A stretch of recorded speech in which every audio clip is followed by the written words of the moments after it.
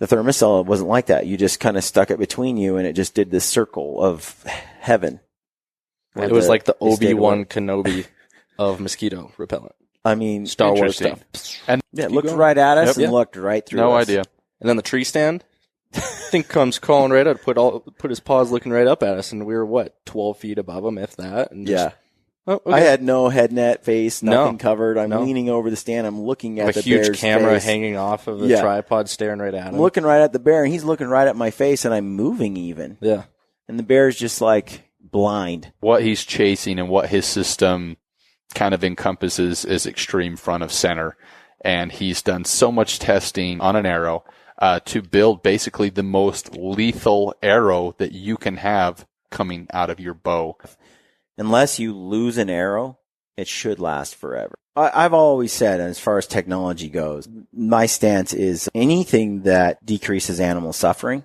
Yep. We should give it a chance. We should endorse. All right, folks, welcome to the Gritty Bowman podcast. We are in the Gritty Studio in Fruit Heights, Utah. We just, I'm here with Matt Davis and Keith Ailes. We just got back from British Columbia last night after a 24-hour drive. Something like that. Yeah, 48 total. It was a climb. Yeah, I'll never do that again. Yeah. So let's fly next time. We'll fly for sure. I'm all about that. So we're going to go over our bear hunt. Yep. For folks that are listening, we're going to go over the bear hunt a little bit, talk about some highlights of that, and then later in the podcast, we're going to talk about some of the gear we used, and hopefully everyone that's listening will get some good info at it. If not, just be entertained. So my guests here, Matt Davis, you've been on the podcast before. People know some probably already know who you are and what you do, but you're here working at Mountain Ops. Yep. Before that, you were with Hoyt for 5 years. Yep. Trad Life, Matt Life. Yep. He's rides the highs and lows of the Trad Life. Yes, I do. Experienced a couple of those. and then we got in the studio, Keith Ailes. Yes, sir. And Keith, you're here at Mountain Ops. You're running cameras, video, photography. Yep. The whole media. In-house camera dork. That's me. And what's cool about Keith is that 1 year an athlete, you played college baseball. Yep.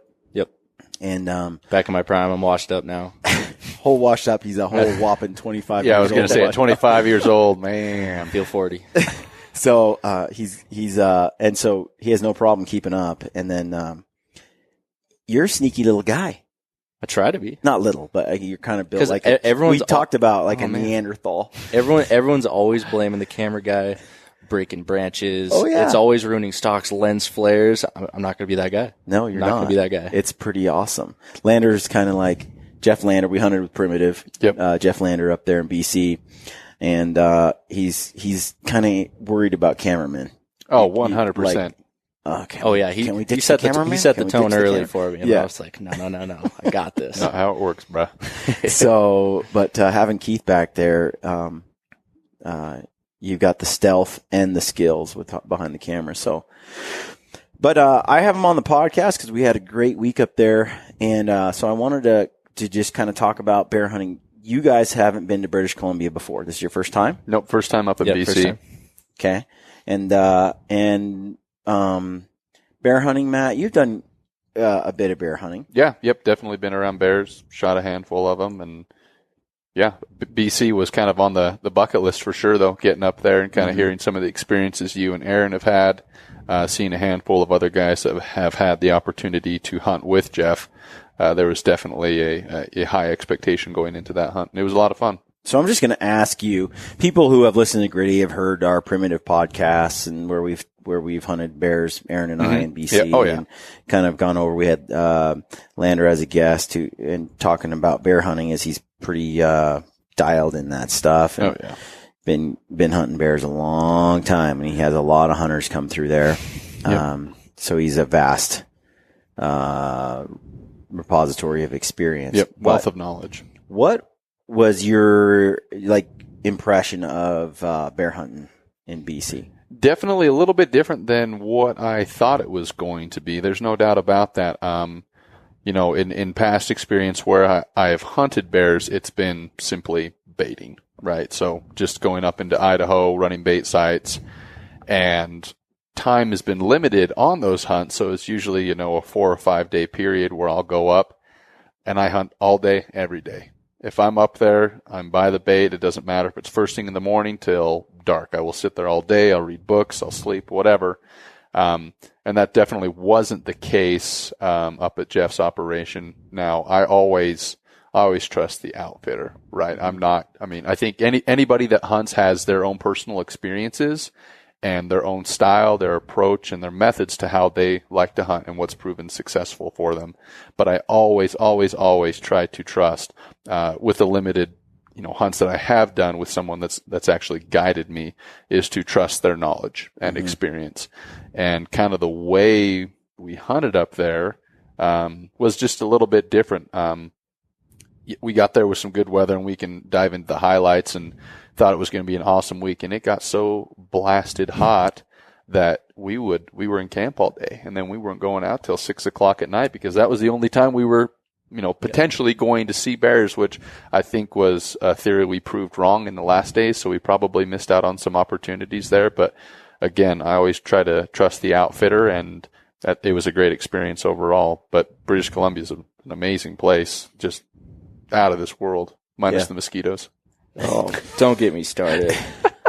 Don't get me started. I don't know it's what so it is. bad. I don't know what it is with Keith. That's why I'm wearing long sleeves. Keith was, if you'll see him in some of the video probably, but all Keith had exposed was eye slits most of the time. Oh yeah, full on ninja mode, full body through armor. the Sika gear, through the Sika ninja mode, and he still got bit in places that a man should not be. Should bitten. not be bit. I'll tell you that much. Oh man, don't go squat in the woods in BC. Yeah, if you need to relieve yourself, number 2, it's risky business. Yeah, But they were in hordes. Yeah, Massive hordes of mosquitoes. yeah. Which that brings up the Thermacell. That's a piece of gear I used for the first time on this trip. Same here. What was your thoughts, Keith? Game changer for someone who is. I don't know if I'm allergic to mosquitoes or what, but I just welt up like crazy. You look like you have the measles.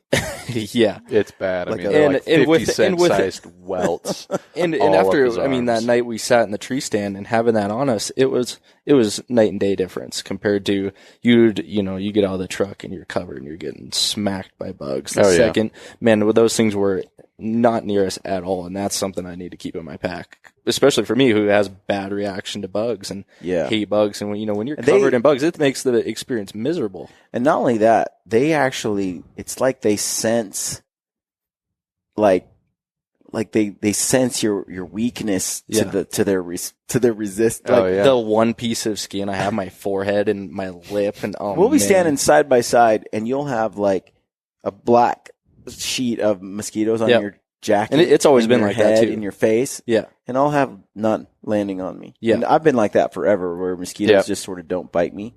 And I was up there with Snyder. He had welts all over, and he got bit a lot. Man. And I just don't get bit. But when I do get bit, it's like nothing happens. It doesn't do anything. So I've kind of been like that a long time. So and we have bugs like that back in Montana, and man, it would be 95 degrees on the river, and I got to wear waders and a sweatshirt. And somebody who knows more about this than I do, help me out. I'm very curious what is the difference between people who get bit and people who don't. Yeah, you need the Skin So Soft lotion. That stuff works. That's Avon. I've never heard of that. You people who have never used Avon. I've been using Skin So Soft for like 10 years. Yeah.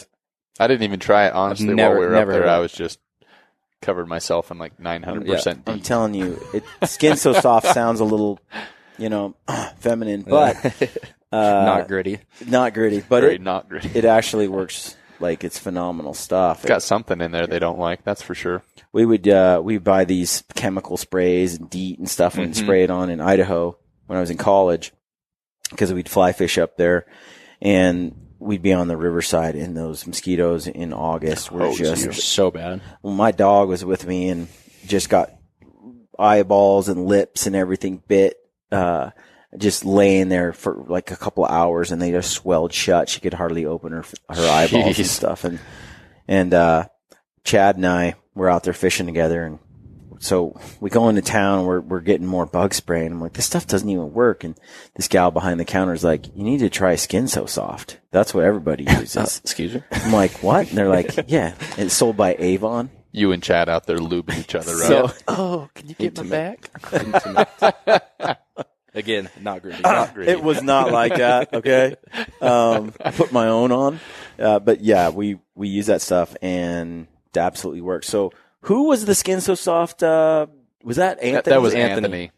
That fellow made camp. Yeah. He was Like a character. I've been in camp with some interesting fellas, but that dude was something else. He Let's was a talk about that quality too, guy. because we had some great dudes Oh, in man. camp with us. That's a make or break for a Mhm. hunting trip, and Absolutely. that was a relief. First day getting to know those guys, and And I was surprised. Like, you never know what someone's going to be like. But we had Kyle Ostrand in there. We got Mark, Anthony. Where is and Anthony Arby. from? And Arby, He said he grew up in L.A., but now he lives in Hawaii. Hawaii. Yep. And Arby's from he's in LA still. Yeah, he's right? in L.A.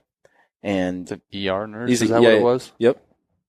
that's Crazy stories. Oh man. man, He's got some odd images on Yeah. his phone. Right. Arby's Armenian. yeah, Armenian. Armenian. yeah, he's Armenian. Yeah. Armenian. And I'm not sure what Anthony is. He looks like a terrorist. Yeah. I mean, I was a pretty little much. concerned the second I got. Steps out of the truck. You're like, does he have a I thought bomb? we got that. I thought we got that guy years ago. Right, totally.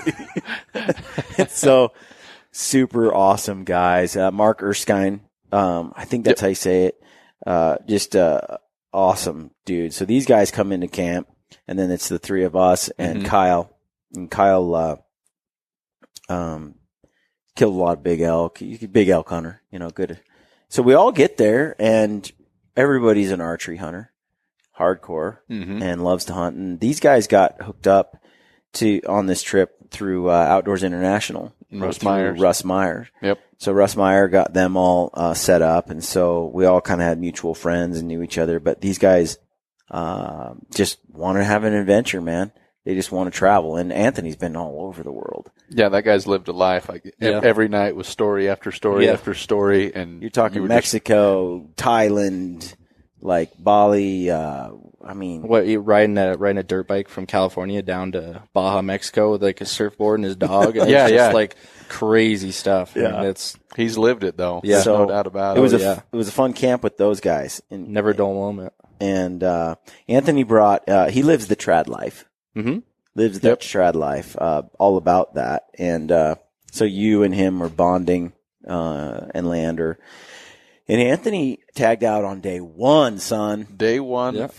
15 minutes into the hunt, literally Like left nothing. camp. So tell us nothing. about this. Oh, so we get driving. Anyways, we leave camp, and so the kind of our method for hunting is we would kind of divide and conquer. There were 3 guides in camp. There was Jeff, Gary, and Ryan, and we would each leave with our respective guide, and we would go out to a certain area, and you're basically hunting these logging roads. So we're headed up, and literally first day we're driving up there, and I look out the window and I see this bear on the road, and he kind of jumps into the bushes there. And I'm like, oh, that's a bear.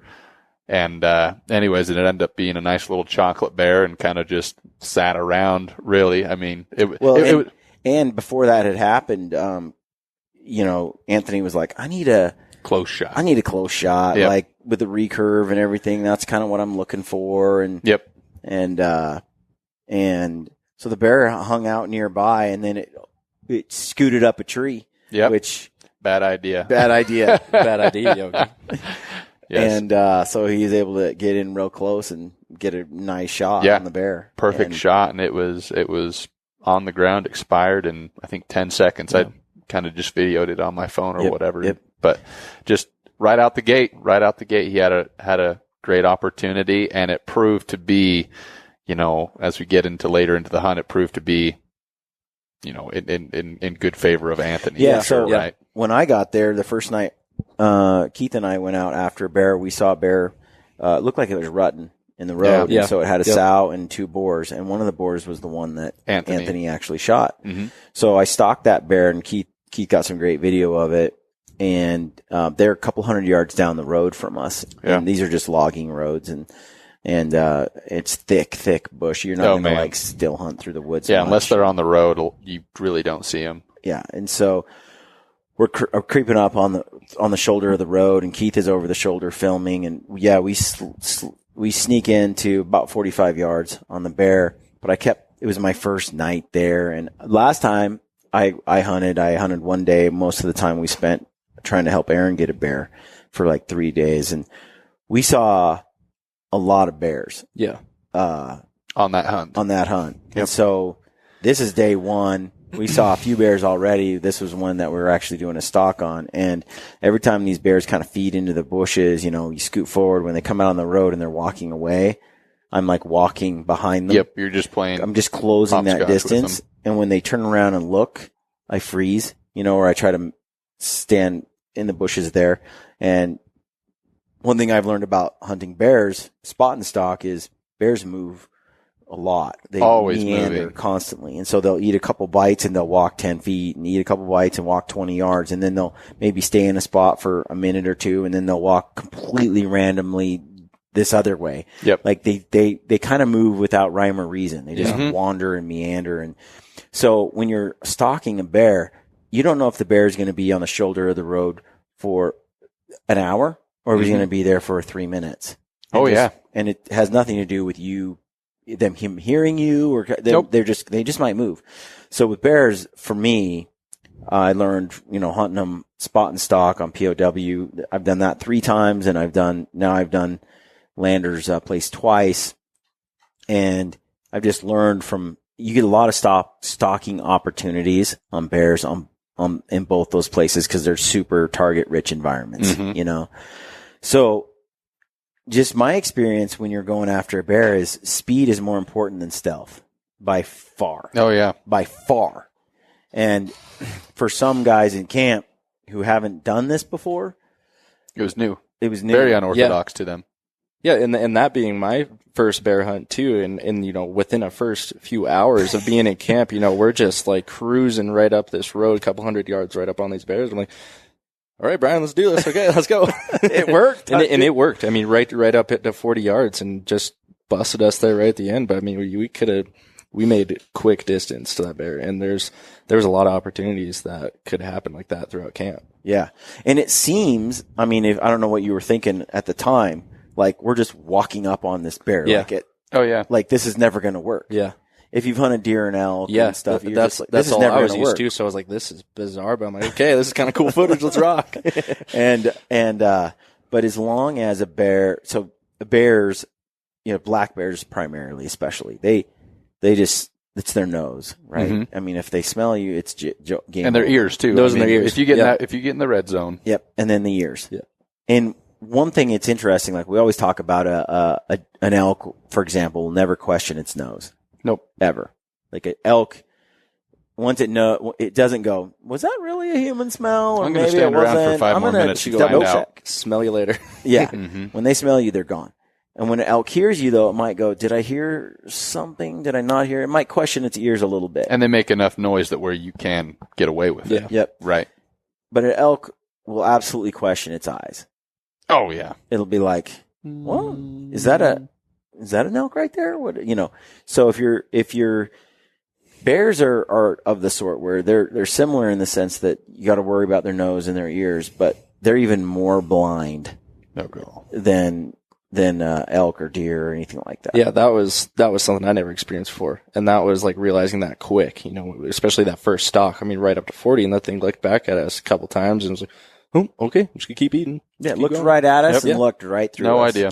And then the tree stand, thing comes crawling right out, put his paws looking right up at us, and we were 12 feet above him, if that. And just, oh, okay. I had no head net face, nothing No. covered. I'm No. leaning over the stand. I'm looking at a the huge bear's camera face. hanging off of the tripod, staring right at him. I'm looking right at the bear, and he's looking right at my face, and I'm moving even. Yeah, And the bear's just like blind. Yeah. Has no idea Nope. what it's looking at. just 10 or so feet right above it. Mm-hmm. So they see movement, but they don't really see I mean, especially if you're still, and that's just been my experience. And so speed is more important than stealth until you get into the red zone, and then you got to pay attention to noise. Yep. But there were multiple stalks I've been on, and my buddy Anthony told me this years ago, and at first it just didn't register with me. But now I would much rather stalk an animal where I have visibility of it during the whole entire time. stalk. Yeah. Yep. I don't like the type of stalk where I'm going around, work around and come over a hill, like, I hope it's popping still up there, and hoping it's still there and stuff. Granted, when a animal beds at the base of a cliff and the wind is perfect, I mean, that's ideal. You just walk right up to the cliff, right? Mm-hmm. But in a case where it's a wide open, rolly hill, you know, or field, like in Alberta, man, anytime I can get where I'm not in direct vision per se, but I can see the animal's head and which way it's pointed. Because in a bear, I'm not walking straight at it when it's looking at me, you know? Mm-hmm. Same way I approach a mule deer stalk. I mean, as soon as the animal is looking the other way or chewing, it's got its head in the water, it's wallowing, whatever. I'm sprinting, literally rushing in. A bull is raking a tree. I am moving in so fast during that because the bull can't hear, it's doing its thing, whatever. Bear's the same way. Yeah, make that distance. Yeah. And then when that bear like stops and starts looking around, I'm a statue. Yep. And I will go right through the center of a field with no cover whatsoever. Yeah. And just when that animal starts to look one way or another, I crouch down. And your camouflage is remarkable. Yep. You know, especially with today's stuff. And we were using that Sitka subalpine a lot. I just disappear. Like, I'm even looking at other guys that are wearing it. I'm like, where'd they go?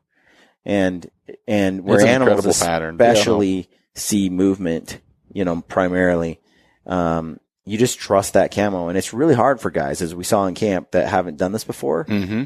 They have an overwhelming urge to hide somewhere. And you don't have to. You don't have to. You can just walk right at them and then freeze. So that takes a little getting used to, though, because I remember going the first time and Aaron losing patience with me because I took too long on a stalk. Because I was trying to be creepy, sneaky at 150 yards, and I don't even need to worry about being. I can walk straight up to it and close to like 80, and then from there 70, and then from there start get to the red zone. Then you'd be stealthy. Totally, yeah. But understanding where that zone is on a bear takes a little practice. Yeah, some trial and error. Yep, that's for sure. And so, but what do you think about spot and stalk bear hunting in general with a bow and arrow? You know, I guess some areas are definitely more conducive to it, right? It has, you know, exactly what we're just talking about right now, where if you haven't hunted them, you know, like I said, the bear hunting I've done has been over bait. I haven't been sneaking up on these bears or anything like that. But I learned really quick that you can, and spot, it's 100% doable. Now having a greater understanding and having some of that experience is totally doable. 100% doable. But it's, you know, where are you hunting? How many bears are there? How many opportunities are you going to have? Because like any hunting, you're going to doof up a couple times. Yeah. And that's just the law of averages will eventually catch up. But my opinion on bear hunting is they're one of the easiest animals on the planet big game animals to sneak up on. Hands down. And that's what the cool thing that I noticed in the appreciation for bear hunting is, like you said, it's one of the easiest animals that you can stock up on, but at the same time, that's still a predator animal that can turn around and beat the crap out of you. Totally. And there's that respect there, which is really cool. And that was, for a first experience, I was like, ooh, this is intense. I like this. This is fun. Yeah. It is intense. And that's just it. It's a balance. The ease of being able to sneak up on a bear is balanced by the fact that it could tear you apart if it chose to. Yep. And so you kind of pull back. You're a little more cautious maybe when you're in that red zone. You're not just going to keep closing that distance. Sometimes you're like, okay, that's close enough. Yeah. You know, and the whole time we're hunting these black bears, there's always the potential for an 800-pound grizzly to be around the corner wherever you're crawling through, man. And so you're always on alert. Yeah. You're always watching. The guys at camp saw a few. Yes. Yeah. Saw a bunch of grizz on this trip. So, you know, I agree. Like, that's what makes it pretty sweet. Yeah. Oh, it's way fun. Mm-hmm. But I would say they are super easy to sneak up on. The hardest part is finding a bear. Right. Right? So, like, finding one. But if you can find a bear, and the same on Prince of Wales Island, same here in British Columbia, if you can find a bear, and the wind holds, it's pretty darn easy to stalk. And so it's a great animal. It's fun to hunt with a bow and arrow. Yeah. Really fun. In British Columbia, I mean, I've hunted basically just Idaho, and I've seen bears in other states as well as Utah, but British Columbia definitely has a super high population, or higher than what I've seen anywhere else that I've hunted. So it's if that's a hunt that you want to do, British Columbia is the place to do it. And I would say, like in other areas where I've hunted bear, like in Oregon, Hell's Canyon, the Blue Mountains, like when you're hunting bears in some of those places, again, the stalk is fairly easy. But when you glass you're trying to find a bear. Yep. And then you hunt a couple days, you're like, oh, there's a bear right on that ridge, right? Get the wind right. Once you know where the bear is, it's actually fairly easy to close that distance and get in range. But in certain terrain, if the ground is not quiet, or you don't have some kind of sneaky feed, like Matt, game over. You shucked your boots. We did too, Keith and I, a couple of times. Get rid of the boots and you're walking in stocking feet. Because the ground wasn't wet, it was really hot for us a couple of days there, and everything you touched made noise and crunched. Oh, yeah. You're never going to get in the red zone. Nope. But man, when those stalking conditions are right, it is one of the easier animals. Yeah, it's silly how close you can get. Yeah, absolutely. And I think it's mostly because bears don't have, other than other bears and humans in certain locales, they're not adept at, they're not a prey animal. They're a predator. Yeah. And, they're the top of the food in chain. that sense, right. So they're not watching their back the same way a deer is. It's not switched on like that. And so I think they're just different that way. I think the only reason these bears, even the black bears that we were hunting, were semi, if they heard a sound, they didn't question that, right? I think we saw that, all of us, a couple of times. And that's because there's grizzly bears out there. And that's one thing to understand is those grizzly bears beat the crap out of the black bears. So, I mean, honestly, it's like if you were in a place like that, and maybe I'm wrong from my lack of experience doing that, but it's like if there weren't grizzlies there, I almost feel like you could probably even get away with a little bit more. Maybe, maybe not. I don't know. Yeah, because I mean, even with the bears that were stalking on, they look back at us and just kind of strut their stuff and like, oh, whatever, dude. Okay. Well, and I've hunted Prince of Wales Island mostly, and the black bears there are like the size of ginormous U.S. Mainland grizzly bears. They're pretty. They're 7.5 foot bears. I've killed 3 in that size. Giants. With 21-inch skulls. So they're big, huge grizzly. They're big, huge black bears. Look kind of grizzly-ish, even these coastal ones. Yeah. But there's no grizzly bears on the island, and a lot of the bears eat fish, and there's ample food supply on POW. So I've heard that they're more docile when they're like a fish bear and coastal bear than some of the inland bears. Yeah. But I would say that the bears in BC where we were at with primitive, they're definitely more dominant and aggressive than any of the bears I hunt on POW. Oh, absolutely. I mean, we were basically, I guess they call it woofing, if I understood that correctly, while we were out there. And bear goes running into the trees, and Keith and I got on a bear later in the hunt, and he knew we were there. He didn't know what we were, but he goes into the trees and just starts, woofing at you, and he's ripping up trees and just pounding the ground. And you do it back to them in hopes that they would bluff charge you. I mean, you're purposely trying to get these bears to bluff charge you so that you can shoot them. And that's what that's what guides were doing. Same thing, techniques. If we scared him off right into the trees there, into the jungle, he's going right after him, wolfing at him, and he's like, "Okay, the thing's gonna charge you. You get ready." Yeah, it's kind of like, okay. Yep. And I did that with Lander the first time we were there, and bears come charging out of the trees and onto the road. You're like, this is happening. Okay. And the bears that were showing rutting behavior that first night, it was like 10 days too early for this to happen. But there was a sow, obviously in heat, and these two bears were, the one bigger dominant bear was like strutting and popping his shoulders up, and like he'd walk out into the middle of the road and do this circle and kind of be like, I'm so big. And the other bear was like, well, I'm big too. And then they would kind of growl at each other and kind of spar up, and make some, these growling sounds. And then they go back to following the sow, and you could tell they were just all posturing with each other and stuff. And yeah, I haven't seen any. I see that every time I'm in BC, but I haven't seen that in POW at all. So it's kind of interesting to see that interaction. And I think they live in Grizz country, and there's a lot of grizzly bear there. Yeah. A lot. So with that many Grizz, at least right now, because they had a weird spring and stuff. So I think Lander was saying he's seen more grizzly there this year than he has typically, because they're just dispersed more. Yeah. Because the snow is so high still, and they didn't really have a spring thaw. I don't know for sure, but we were seeing Grizz every day. Yeah, someone saw a grizzly every day. And when they live among grizzly bears, those black bears got to be tougher. They got to stand their ground. And Lander was telling us about a black bear that was running off a grizzly. Similar size, but age class was totally different.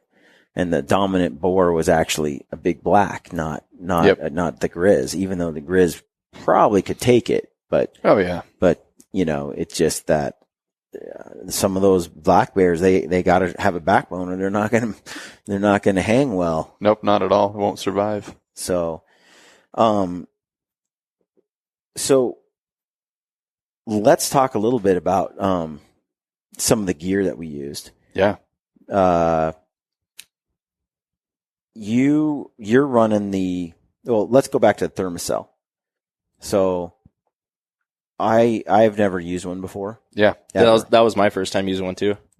Keith and I climbed into a tree stand, and the other guys, Mark Erskine and Arby, and those guys had the thermocells, and they're like, take this with you.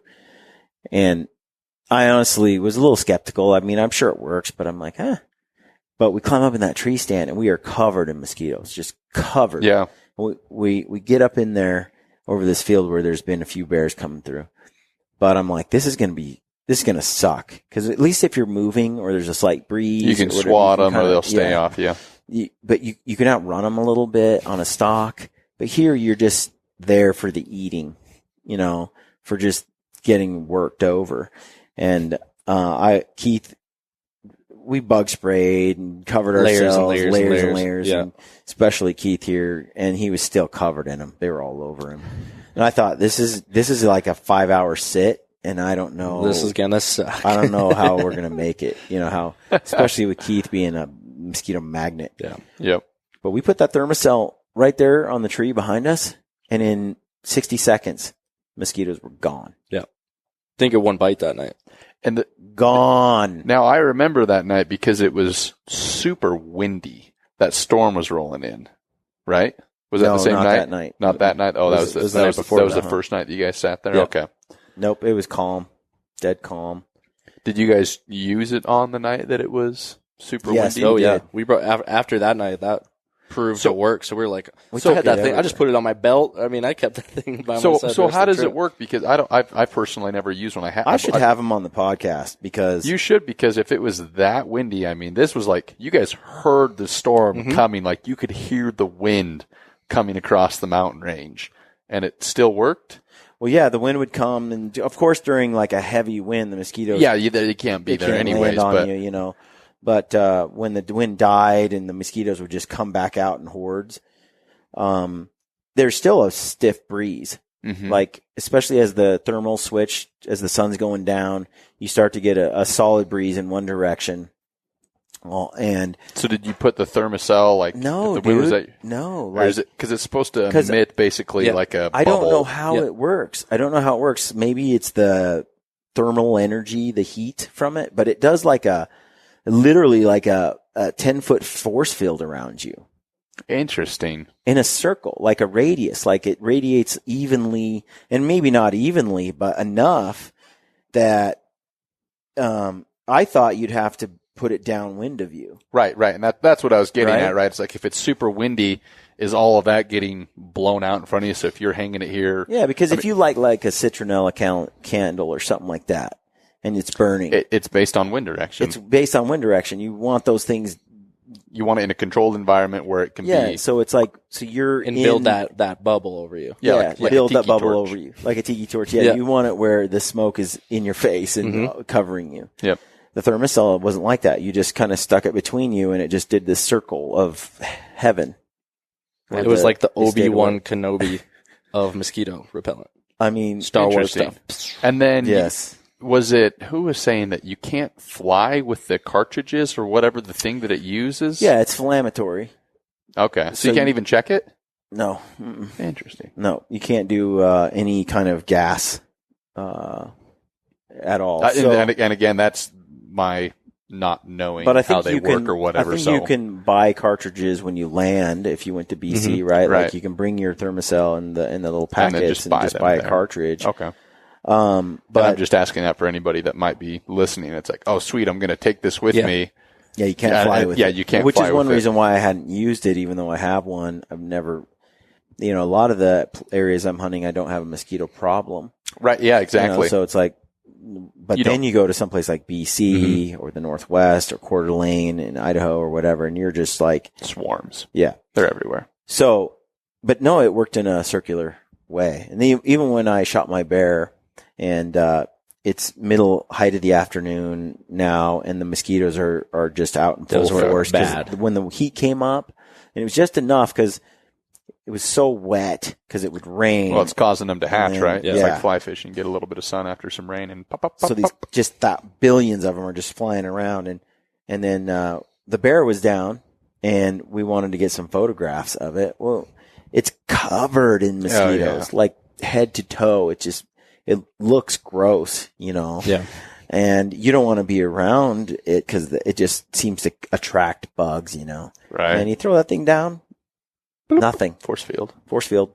Dang. So I'd like to learn more about how. Yeah, it works. I don't know much how it works. I mean, that was the first time I used it too, but gosh, I'm buying one. Keith just put it on his belt buckle and just was carrying it around like a boombox. Pistols hanging off his hip. The other guys put it like on their backpacks and carried it around all day on their backpacks, and I was like, well, that won't work. It'll just blow away in the wind. Right, if it's on the backside of your backpack, they're going to get you, right? But it's a force field. I'm telling you, man, it's pretty cool. Epic. So that was cool. The other thing that we used was the Valkyrie Broadheads arrow system that Brent Hahn has built for us. You've been running them for more than 2 seasons now? Yeah, 2 seasons now.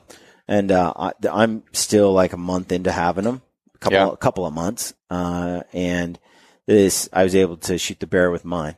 So I'd like to get your kind of your take on that, because I get a lot of questions about it. We know they're expensive. Oh, no doubt. And so I want to talk about that just a little bit. Yeah. So describe the system for those who don't know. So Brent, a little bit of background on Brent, and I love Brent. I love his passion for archery, and I love and understanding a little bit about Brent and kind of what he's done will probably help you understand and appreciate his system a little bit better.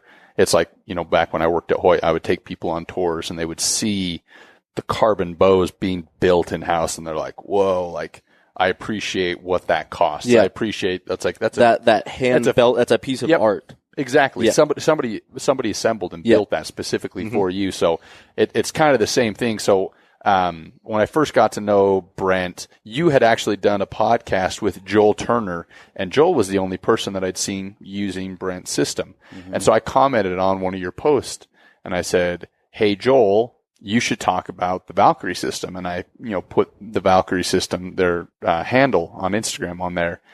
And immediately I got a message from Valkyrie Archery. It's like, "Hey, what's your phone number?" And I'm thinking it's Joel. I'm like, well, Joel has my phone number. I talk to Joel all the time. So I send my number back, and Brent calls me. This is a Friday night at like 9:00 at night. Right. So I'm home chilling with my wife and dogs. It's probably going to go fishing the next day. Anyway, so he calls me, and I talked to Brent till like 1:32 in the morning. And I mean, the guy's passion just radiates, and because you've talked to Brent, and have you had him? He's been on the podcast before.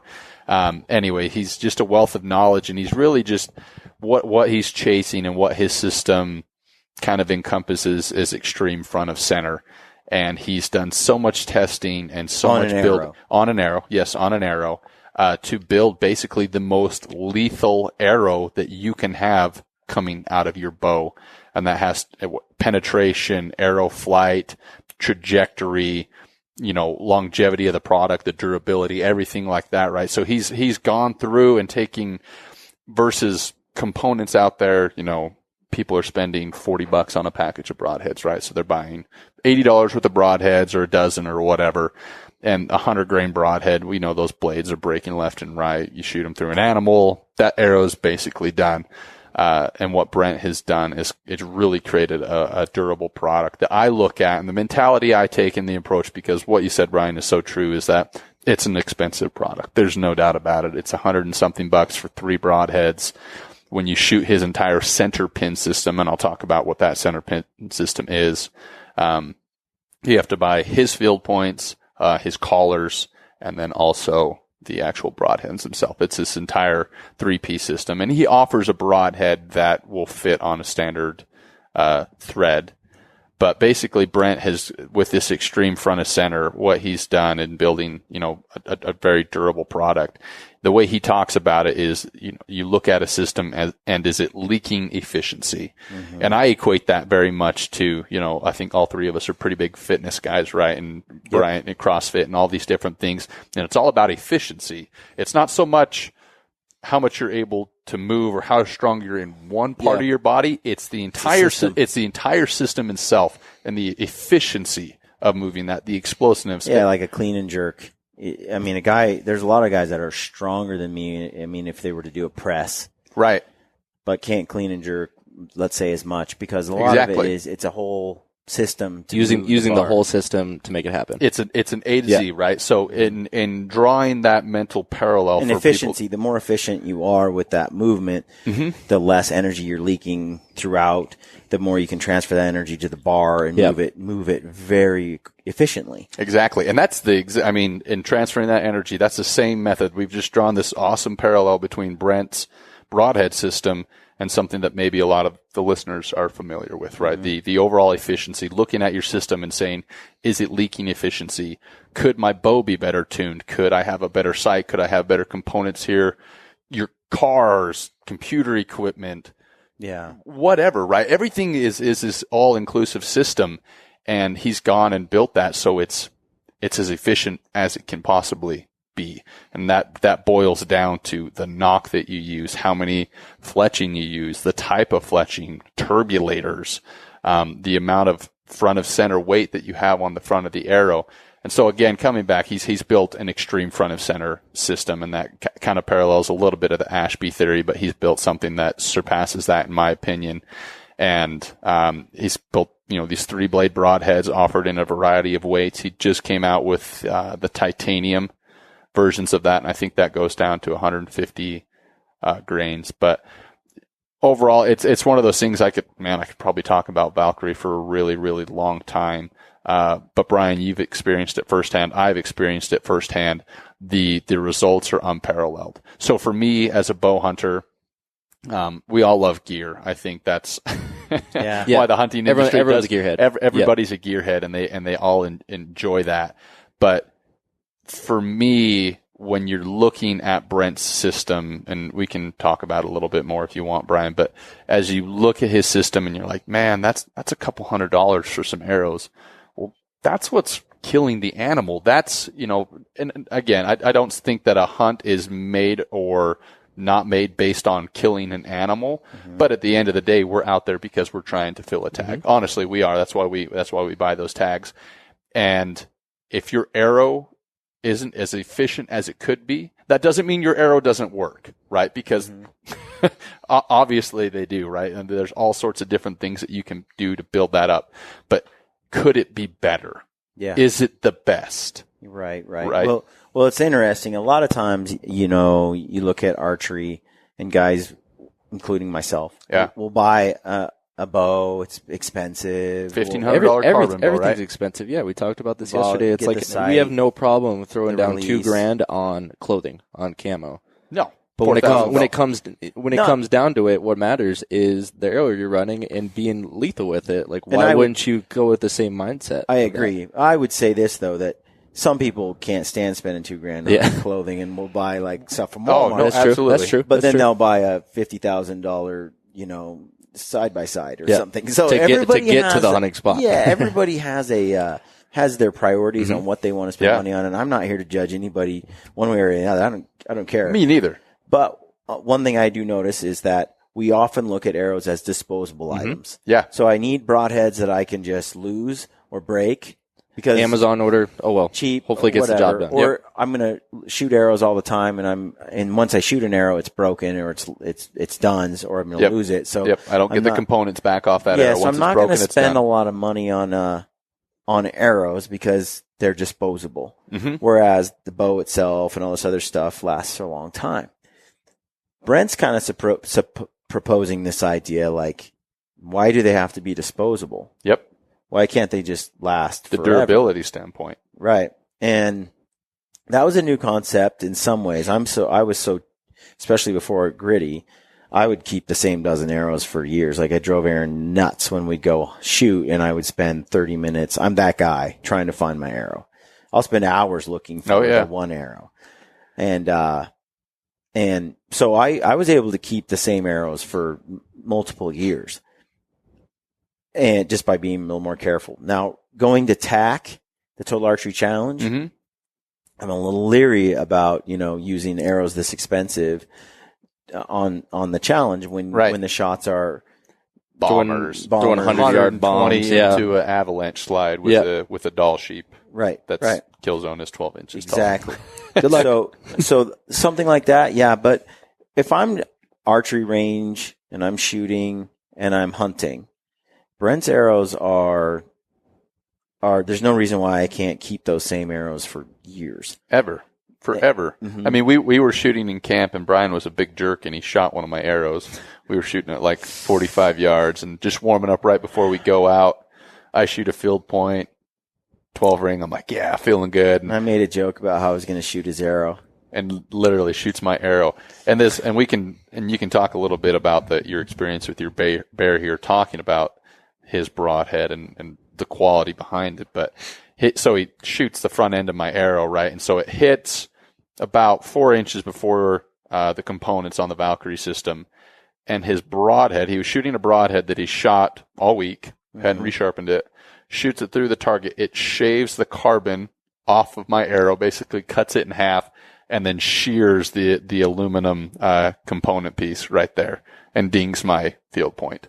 That's a lethal broadhead. And we look at his broadhead. After it went through a broadhead target. After it's gone through a 20-inch broadhead target. So he shot through the target and cut my arrow in half. On the back end. And there was no damage to your broadhead. Do that with 100 blade, whatever. I'm not going to say any names of any, because there's great broadheads out there, but the blade wouldn't last. You'd be buying replacement blades. So that, again, the longevity of the product, exactly that example you just gave. Yeah, you just spent $40 on broadheads, but now you're buying another $20 in blades. So $60, adds up quick. You're halfway there to a system that could probably perform a little bit better. Well, you were telling me, performance wise when we talk about this, because it's not like I'm not killing animals with other broadhead systems. No, exactly. That I've used. And this conversation shouldn't lead anybody to believe that your arrow system is bad. No. So what I want to drive at, what I want to get to, because I think that's really the crux of it, in the key to understanding the setup and why I'm running it and why you're running it right now. And I'll run other setups as well, just so people know. I'm testing different. I'll shoot iron will on a couple of hunts this year as well. I've got the 150 grain heads, and I've got some more arrows on the way that I'm building. So there's different ways. There's many ways to skin a cat. So why is it that what makes this? What are the virtues of this compared to, let's say, some other setup? And what we're looking for, what we're really targeting here with Brent's system is extreme front of center. Correct. And we were talking about this and kind of, trying to talk out loud our ideas around this subject. And when you talk about extreme front of center versus just a heavy arrow, they're both lethal. Like if you shoot a 500 grain or 550 grain arrow out of a bow at high speed, 275, 80 feet per second, that thing is devastating. No doubt about it. It can have a 100 grain tip on it. Mm-hmm. It's devastating. Absolutely. Right. It doesn't have to have any FOC. Nope. And it's lethal. And then you have the same weight arrow, but all the weight of that arrow is in the front and a 200 grain head instead of, let's say, a 100 grain head. Same weight, 550 grain arrow, but it's same right weight arrow, up front. but the weight's all up front. Mm-hmm. That arrow is going to fly as well and be lethal. But the way they fly is completely different. Yep. They're completely different laws of physics that are at play. Right. But both being lethal. Yep. But there's certain advantages, especially per Dr. Ashby's studies, that come from the heavy FOC setup. Mm-hmm. So those advantages, I'm like, I read it on paper, I hear about it, but now I want to test it. I want to experience it. Yep. Show me. I have an arrow that's 505 grains with a 100 grain tip. I have an arrow that's 505 grain with a 200 grain tip. Mm-hmm. What's the difference here? What am I experiencing through that?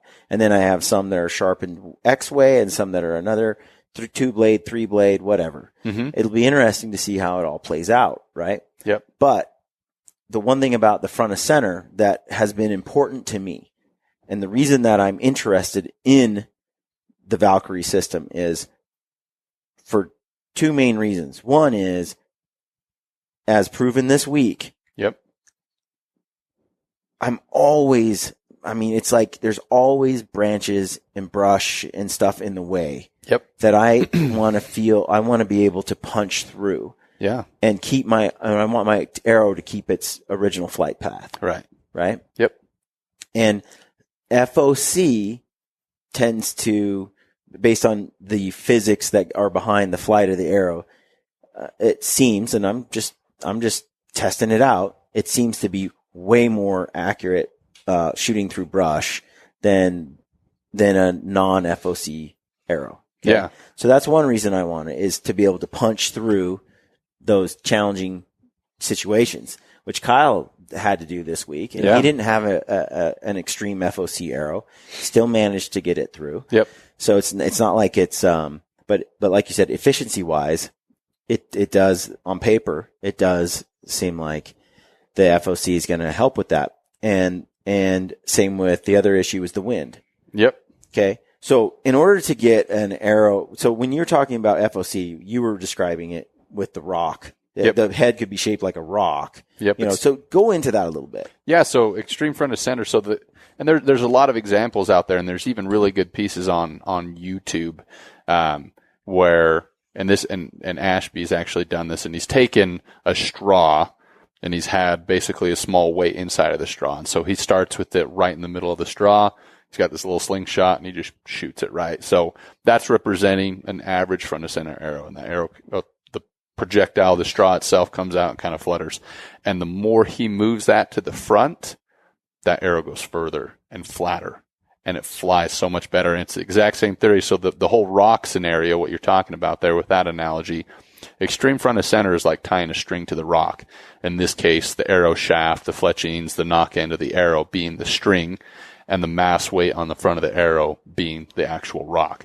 So with wind, all that energy, when an arrow is evenly balanced, 550 grain arrow, right, and it's a 12%. The weight is distributed throughout the entire distributed shaft. very evenly throughout that. So mass weight absorbs energy. So when you shoot a bow, that energy is going into that arrow. That's why if you dry fire your bow, all that energy is going back into your bow versus the arrow, right? So when all that energy is kind of evenly distributed throughout that, can that arrow fly phenomenal? No doubt about it. In the wind, though, it's going to drift. No doubt about it. And the way you were describing it to me is like an arrow that doesn't have an extreme FOC. It's going to need the broadhead to be shaped a certain way. It's going to need to plane and fly right in the wind. It takes a lot more tuning. It's going to take a lot more. It's not as forgiving. The fletchings are going to matter a lot more. Like all that stuff's going to matter a lot. Yeah. But with extreme FOC, you just need enough arrow to accurately project the tip. And arrow, after that, it's being pulled, right? It's not just projecting the tip; it's being pulled through the air. That if you have an arrow that's loaded with 200, 300, whatever grains, we'll talk about my arrow, for example, right? So I'm shooting a gold tip Pierce Platinum, 340. I think it's like 8.3 grains per inch. So the shaft itself is really light, right? So you want that shaft to be as light and as stiff as possible to obviously offset the weight on the front of the arrow. And then I've got a 300 grain broadhead and a 22 grain aluminum center pin piece from Brent's system. On the back end of my arrow, I've got an ultralight G-knock and 2 feathers. I shoot 2 fletchings, and my arrows fly perfect. Yeah. They fly perfect. It's crazy. Because that energy is going through the shaft of the arrow, and the mass weight on the front is taking all that energy, and it's being pulled. Yeah, once it leaves the bow. So once it leaves the bow, it's like the fletchings aren't doing much at all. It's basically just bringing down the back end. I could shave off my fletchings, and they'll still hit the exact same spot. Will the flight be as good? No, you still need fletching to kind of bring that back end down. But even bear shaft tuning, and I've talked to people that have experienced bear shaft tuning with the Valkyrie system, and their arrows fly perfect. Yeah. Without anything on the back. They throw that extreme front of center. They're shooting, 175 grain or a 200 grain point, and the arrows fly amazing. I mean, heck, my wife, when we went to Africa last year, she was shooting a 250 grain broadhead and the 75 grain, his 75 grain steel center pin piece on a 400 spined gold tip Pierce out of a 52-pound bow. Right. And I almost felt bad for those animals. I mean, and her bow was so and just heavy impact. Yeah. Oh, they didn't even slow down. And that's what appeals to me is, I mean, I'm new to archery, but being able to, I have dud shoulders from baseball and working out, and I don't have a heavy draw weight. And you don't have to. And being able to fix that fix it for the most part with a heavier broadhead to gain that heavy impact and have that lethal shot and not have to worry about that as much. That makes it extremely appealing for guys like me. Right. This is another part of it that I hadn't anticipated as much, and Brent talked about it, but it sort of didn't click. As I'm hunting these bears, right, and they're giving me different shot angles, my shot placement, now I've opened the door to so many new possibilities. So much. Because when I'm shooting, let's say, like I did last year, a Gravedigger expandable broadhead, generally that's a one and done head. I shoot that through an animal, it's toast. Yeah. I can't reuse it. And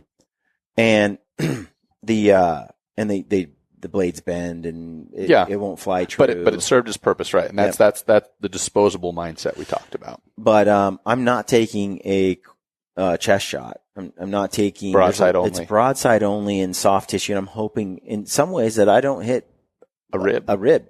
Yeah, because it and I experienced where things went in perfectly with that broadhead and animals died fast. Oh yeah. But when the mechanical didn't work, it was an epic fail. Yeah. And so I've approached this year different, and then I want the broadhead to fly, perfect at long range. I want it to have a lot of power at penetration. I want it to punch through brush and stay on course. Yep. And I want it to go through the wind, and I don't want to offshoot, compensate. I don't want to. You don't have to aim off 12 inches because I got a certain, wind speed. Mm-hmm. So I'm accomplishing all of that with this system. Yeah. And I'm running, I have a 28.5 inch draw. The bow is about 72 pounds, and I have a 300 spine shaft with 175 grain tip from Brent. That shaft, I think that arrow weighs about 480 grains, and I think it's shooting 273 feet per second or something. My other bow is around 80 pounds. And it's a 250 spine shaft with a 200 grain tip, and it's a 505 grain arrow. And that arrow is going with the RX1 with a number 2 cam around 285 feet per second. Yeah. with a 505 grain arrow with that 200 grain tip. Man. And when I shoot that in the wind, it doesn't shift at all. In a heavy wind. Yeah. In a heavy wind. I mean, it might be off at 70 yards, an inch or two, but it's pretty much in the bullseye. That's the same out of my recurve. And I'm shooting a bow, 590 grain arrow out of a 52-pound bow that's going 175 feet per second. It's crazy. And at long distances, my arrow doesn't move. Now, does it look perfect in flight? No, because the tail end of my feather, it's definitely catching that. But because it's being pulled, that mass weight is going to go where it's almost like those old Nerf footballs that have like the heavy. Yeah. buttons. No. Yeah. Yeah. Exactly. Yeah. That's a great analogy. Yeah. And it's pulling high poundage compound, low poundage recurve, and you're getting the same results. Yeah. It's hard to beat that. So I'm finding that with that system, now I was able to shoot an animal with it. And Brent has shared a lot of photos and stories with me on the penetration. And we talked about this, like for bears. I'm still an advocate for using like a mechanical on a bear. I mean, they're pretty soft targets. They have pretty small ribs. Yeah. They're mostly muscle. Mm-hmm. Not so much bone. Like a lot of people think bears have all this bone. They're really a lot of muscle. I mean, they're a different animal. And and you get a giant hole in a bear when you're shooting a big fixed blade on a soft animal like that. And because bears don't bleed well, and that's with a gun or a bow, and these bears we shot didn't bleed at all, Right. And there's a lot of reasons for that, but they tend to at least bleed some when you hit them with a mechanical. Yeah.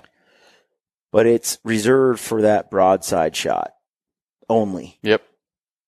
Quartering away, Texas hard shot, front shot, all that kind of stuff is just out of the question. Yep. And in the past, I wouldn't think about it at all. But with a 505 grain arrow, 200 grain tip, 285 feet per second, Valkyrie system, and I'm able to, I can pretty much put that anywhere I want in the body, and it's going to go all the way through and out the other side. You're just aiming for your exit hole, basically, at that point. It's where are the vitals? Where do I want that arrow to come out? Okay, perfect. Bonk. Not getting a pass-through with this system is almost impossible. Yeah. I mean, it literally is going to go through the whole animal every single time. Right, and I think a great example of, we kind of experienced this at camp, right? So Arby shot his bear. He shot a bear at 60 yards, and he shot it with a Rage expandable. And the entrance hole on that thing, now mind you, we didn't find this bear until the next day. He shot it right at last light, and we went in there, and even with that expandable, I think we'd gone over 80 yards before he found any blood. Not a drop of blood for 80 yards. And anyway, so this bear had run, and then it backtracked, and I ended up, it's Jumanji in there. You're standing, it's just so thick. And luckily, he shouts, "I found blood," and he's 80 yards down here. And so I'm climbing over logs, and I step up on this log, and I look down, and I see this glimpse of black, and it was his bear, and it cut back. And we get up on this bear, and that entrance hole was 4 or 5 inches. It was huge. Exit hole was pretty big too. But he didn't find blood for 80 yards, and he didn't find it till the next day. Now, I'm not going to tell your story. I'll let you tell that right now. Yeah. But I think it's a prime example of what we just talked about. So, well, and Kyle shot his bear, and he was using a fixed blade, Exodus broadhead. Great head. Yeah, great head. And he punched through his bear. One thing about both those arrows after they passed through is there was really little to no kinetic energy left in the arrow after it went through the body cavity. And those arrows are just kind of laying on the offside of the animal, just on the grass, you know, because it takes a lot to punch that through. Oh, definitely. And then the arrows end up on the other side, and they're just kind of laying there, right? Yep. And Kyle's bear, it was center, both lungs, double lung hit, perfect hit. You can't ask for a better shot than that. Bear ran 130 yards. Or went 130 yards. Yeah. And so I shot my bear at 45 yards with the Valkyrie, and the performance was a lot different. So the arrow went through the entire body, went out the other side, and it had so much speed and kinetic energy left after going through and it was a quarter and away shot. So it went in behind, like the second or third rib, and it came out the left arm, the left shoulder, and then, so after it went through the whole body cavity and the leg, the front leg, shoulder, like bicep, whatever, I don't know. Yep.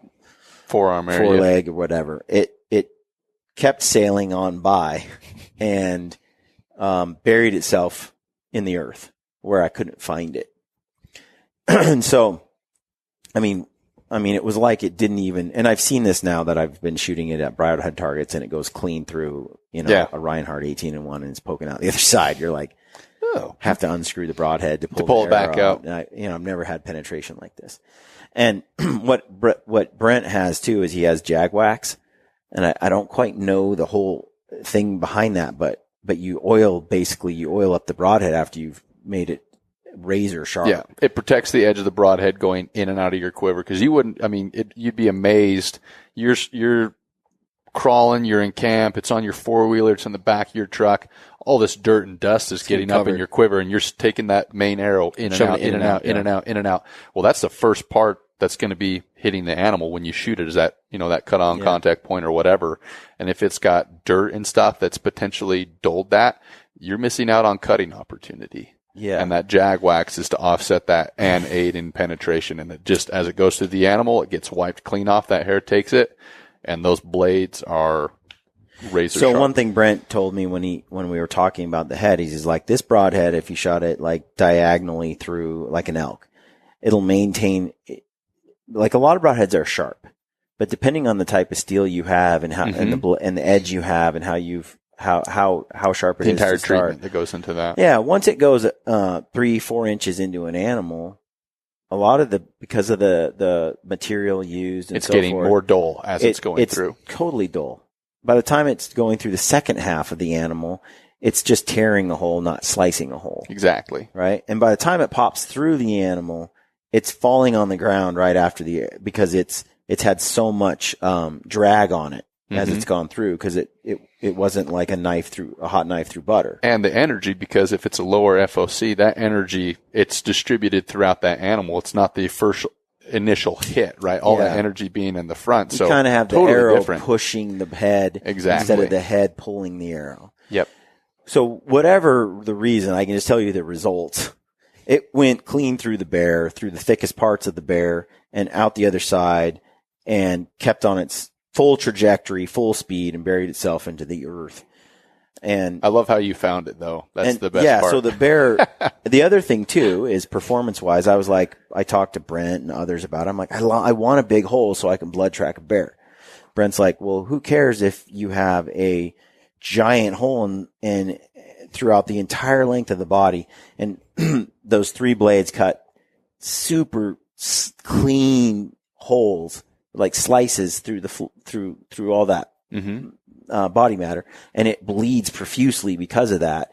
And instead of having a 6-inch long hole, you have a 24-inch long hole. Exactly. And that animal, it just bleeds so much so fast. The overall cut, right? Yeah, you can't see it because it's not on the outside of the animal. Right. So you don't realize how much of that damage is being done because it's all internally. Correct. And so you look at a expandable, a mechanical, and you're like, man, look at the size of that 2-inch hole, and you fall in love with that because it's visual. Mm-hmm. But what you don't realize is how much you're sacrificing on the actual damage done. Internally. Which is what's killing the animal, right? Right. You cut their skin, who cares? So cut their heart in half, they're dead. I zipped through my bear, and shot placement was similar to the other guys. Mm-hmm. But that bear went like 15 feet, 18 feet or something, 20 feet like maybe. nothing. Yeah. And it was dead. Yeah. The arrow zipped through. And your arrow went like 10 feet through. Yeah. And it stayed in its same trajectory. It was on a slope, so it just dug in the earth, And I can't argue with the results as far as how quickly the bear died. It died. I shot it. I turned to Keith, and we heard, the classic bear moan, the death moan. Yeah. And I'm like, wow, that's fast. It's over, Yeah. Yeah. And that bear wasn't able to go anywhere before it was done. So that was didn't bleed much either, like all bears, but it died like within like 20 feet. Yeah. Well, I started to try, you got to find the arrow because the dang thing's like $40 for one arrow. Right. And, when you add up all the components and all the parts and all this stuff, and so, I was like, we got to find this, Keith, plus I wanted to just see what the broadhead looked like. Yeah. Did it break? Did it scratch? Did something go? Whatever. And it went through that shoulder. So I wanted to see what it was like. And I get down on the ground and, I'm looking for it. Well, like 3 feet past the bear, I see grass that has been cut, like it's been cut with scissors. Like sliced. So Cleanly sliced. Yep. And there's blood, like red blood painted on the grass past. And it's not torn grass. It's sliced grass. Crazy. Never seen anything like it. Yeah.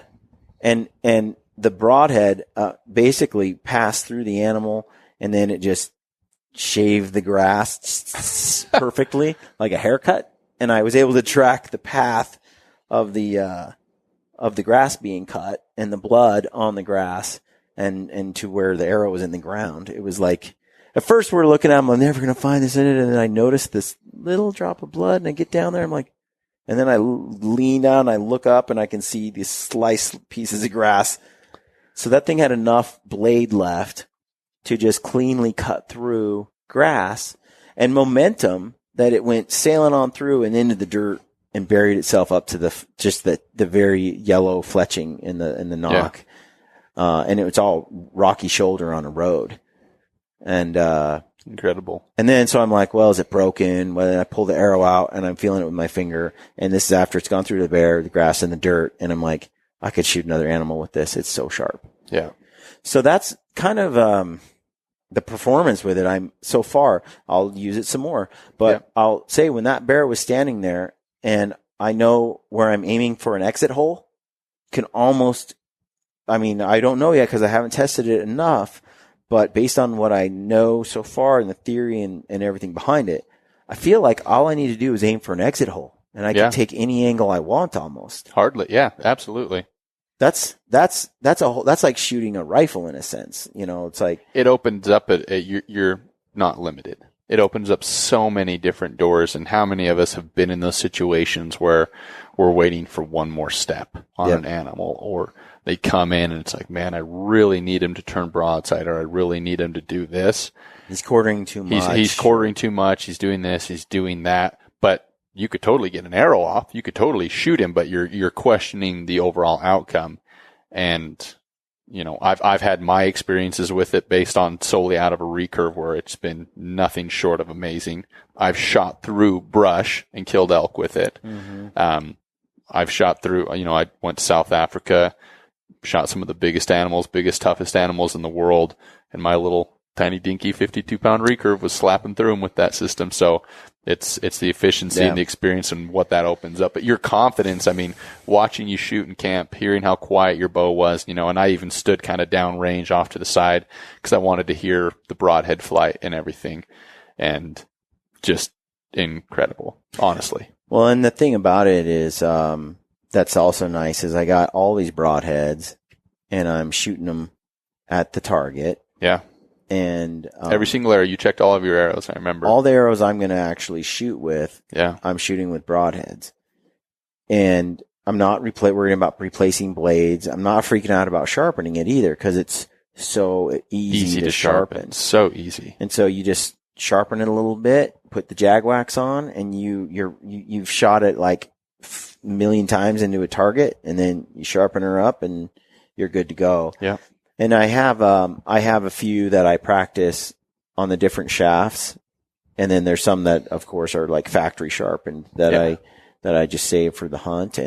But to know that they're flying perfectly, to actually practice with them as regularly as I am is allowing me to sight in everything just perfect with the bow, dial everything in, and just be more lethal. Because as we noticed, my broadhead flies a little, my field tips have less drag. Yeah, it comes down to drag. It's just it's physics. Than the broadhead does. And so even though, they don't quite fly once I'm out 70, 80, 90 yards. You're seeing a 1 to 2 inch difference. I'm seeing basically a gap there. And so I don't want to sight in with my field tips and then rely on those to be accurate, because I'm finding, that, out to extended ranges that my broadheads fly a little bit, they have a little more drag on them. Yeah. So I need to compensate for that. But being able to just walk around and wing arrows at all ranges with my hunting setup, and then not have to buy new blades or go through a lot of effort to sharpen, because literally the steel on these is amazing and sharpens effortlessly. Yeah.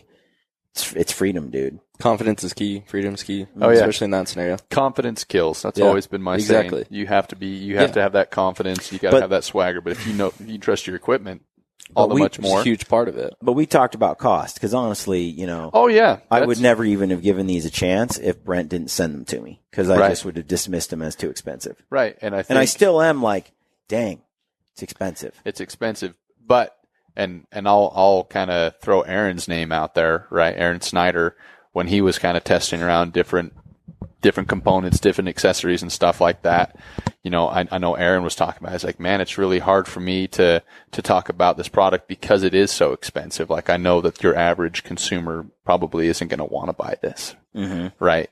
And Aaron does a great job at testing everything so thoroughly. And, he was shooting his recurve, but he called me a couple weeks later after he'd been trying just everything. And he's like, you can't beat the durability. You can't beat the durability. In fact, the arrow that you were a jerk and shot and broke, that footing, granted, you glue them on. You use like the Black Max glue or super glue or whatever as you're prepping the shaft and putting that on there. But I get a torch and I heat them up until it breaks down that adhesive, and then I put that collar on another arrow shaft. So even when I do break an arrow, I still get my components. Heck, we were shooting at like 50 at camp, and I shot just to the right of the broadhead target, and the arrow, buried in the field. I'm like, I just want the components back. Like, I can go buy more arrows. Right. And ended up getting a shovel. And the weakest part of the arrow is absolutely the arrow itself. The components and with the center pin and the insert at the tip, all that stuff. Unless you lose an arrow, it should last forever. Yeah, it really is. So I equate that, we talked a little bit on our 1,000,000-hour drive home, right? It's that same mindset where it's like boots, it's like camo, it's like your equipment. There's longevity. You have to have that mindset when you're looking at this product. It's not just for this year.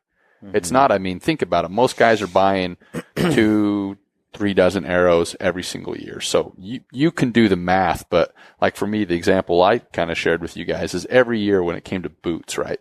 I was spending $120. I was going on backcountry.com and I was buying $120 boots every single year. And I'd burn through them. I'd ruin them. Quick. It adds up quick. So every year I'm having to spend $120 on my boots. I'm like, I've had enough. I'm going to spend $400 on a pair of boots, right? And if I can get one additional year out of that set of boots, granted, if you're wearing it over 4 years or whatever, it's going to be more comfortable. You're going to be more confident. You're going to trust that product. But it's already paid for itself in a sense. You got more mileage out of that product because of its quality. If you invest in the quality, that's important. That's important for a lot of things. Camera gear, everything. Yeah. If you figure out the cost per mile, you're getting out of a product. Yeah. And then you analyze your purchase that way. It always comes out kind of eye opening. Yeah. Because you're going to get maybe 2,000 miles or 1,000 miles out of a pair of boots, or you're going to get 300 miles out of another one, and you start doing the math and you're like, I come out way ahead here. Plus they're better. Yeah. I know, like with broadheads, I've been one and done, so you buy a pack for $35 or $40. Yep. You get 6 of them, and then I go through those 6 pretty in a season. Yep. Right. And practice with some, hunt with others, shoot an animal. I'm $80 or so into those. And sometimes if I have to get replacement blades, because I tune them and shoot them. And so then I get another $20-25 for replacement blades that I put into those heads. I'm just dealing with a lot of, it'll add up to $100-$150 for right. But you don't think of it that way because it's over time, right? You're like, oh, it's $30 here. It's just $30 now. Here. Yeah, exactly. And you're going to piece that together over time versus the upfront. Whoa, I got to swallow that. Right. Mm-hmm. The other thing about it was, so when you look at that, and if you don't lose arrows, it makes all the sense in the world to try a Valkyrie setup. And everybody does, and I've lost arrows. I mean, it's and if you lose arrows, a lot of arrows, and you lose arrows, you just can't stand the thought of losing an arrow that expensive. This probably isn't for you. No, honestly, I mean, but I will say, like, there have been years before I started Gritty, like I said before, where I have kept the same dozen arrows for a couple of years. Yeah. Even after I shot them through an animal or whatever. But I would say that the broadheads, I've always kind of run through broadheads and chucked them, Yep. And those add up to a significant expense over time. Yep. So do the math, right? It's kind of an invitation to do the math there, look at your arrows and kind of piece that puzzle together. But it's kind of like you got to see it to believe it almost. No, it definitely is. And I think Brent offers test kits. Yes. Is what he does. So he'll send you out a test kit to where you can basically find what arrow is going to fly the best for you, and you can shoot it and play with it. And now's a great time to do that. Right. Honestly. And if you take your existing rig and you go to a wall of blackberry bushes and put a target behind that, and you shoot through that and see where your existing rig hits and where Brent's hits, it's astonishing. Yeah. And the same thing if you go and you shoot where there's 50-mile-an-hour wind, crosswind, and you see where one arrow hits and the other hits. Yeah. Proof is in the pudding. It's right there. Yeah. And when you go through all the effort that we do to dial in setups, to pay for hunts, to travel someplace, to go and to culminate in that one critical moment, and then to have something like your equipment fails. Yeah, it all goes down to that shot and your gear fails you. Yeah. All that money's down the drain. You might as well. And we're talking about, right now we're kind of talking about the hunter that's the most geeked out on the perfect. Yep. I realize some people just want to go out and have fun and minimize their expenses and just have a good time.